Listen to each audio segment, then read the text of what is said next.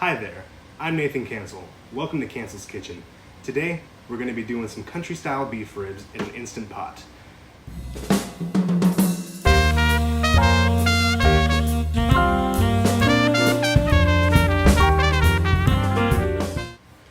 Alright, so the first order of business with these guys is going to be cutting them in half.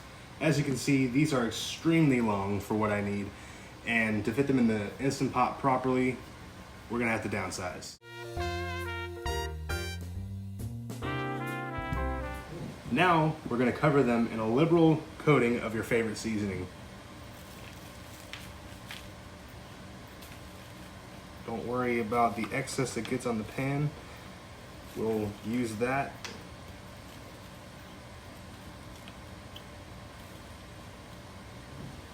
Okay, now the ribs have been seasoned.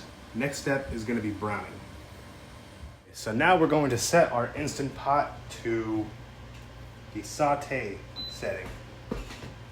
So to this pan that is now ripping hot, we're going to add our oil. This is to prevent the ribs from sticking. Okay, I'm gonna add these ribs to the pot now. Let them start to get all golden. Man, we have smell-o-vision.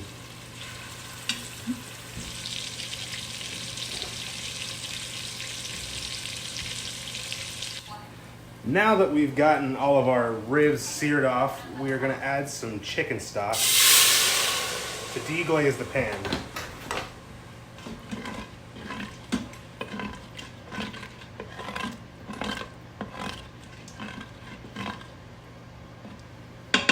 I added about 1 cup just now. Probably going to add a little more. I ended up adding about 1 extra cup of chicken stock to that. Now, beef stock would be ideal in this situation, but due to the fact that I only had chicken stock, it'll do just fine. I am also going to be adding a couple dashes of liquid smoke.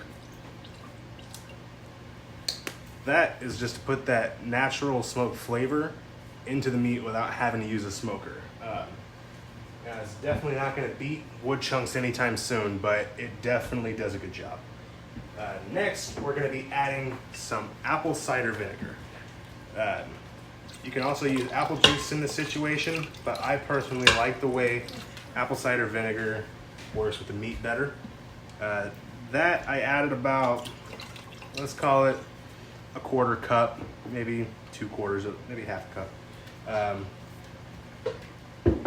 Now, we're going to mix that up and add our ribs back in. So now that we have them all browned, we're going to put them in this liquid.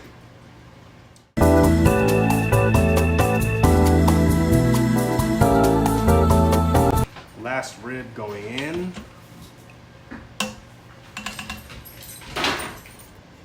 Now that we have all our ribs in the pot, the next step is to attach the lid. And we're going to hit pressure cook. Now it's going to be set on high. What we got to do is set it to 30 minutes. Now that we got it set to 30 minutes, we're going to let it pressurize and wait for the timer. When you first turn the pressure cooker on, you're going to see that it has a heat symbol in the top left corner. You'll know that your cooker is fully pressurized when that symbol goes away and all you see is the P. Alright, so our Instant Pot has finished its 30-minute timer, and now we're going to let it depressurize for another 10 minutes. Our Instant Pot has finished depressurizing for the 10 minutes. Now we're going to use the quick release valve to get any excess pressure out. Now this is a dangerous part. You want to make sure nobody is in front of this, and you want to make sure that all your surroundings are open.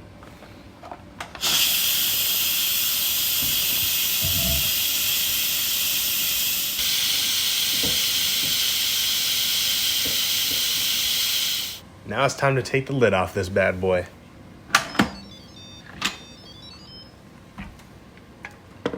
That is a beautiful sight. Now it's time to pull these guys out. Now we're gonna add some of our favorite barbecue sauce to the top of these ribs.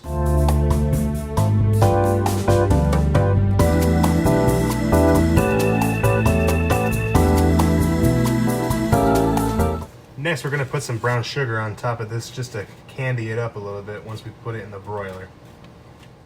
Finally, we're gonna be putting some butter on top of this, because when has butter ever done you wrong? The final thing we have to do is pop this in the broiler for about 3 minutes.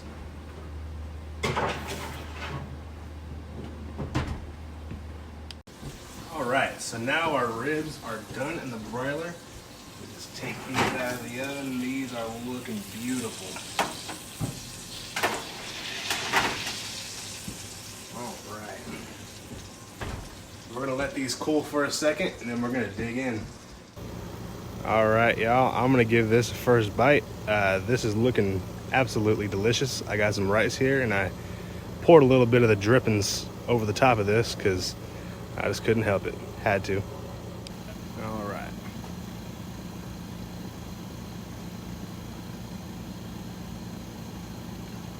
Wow.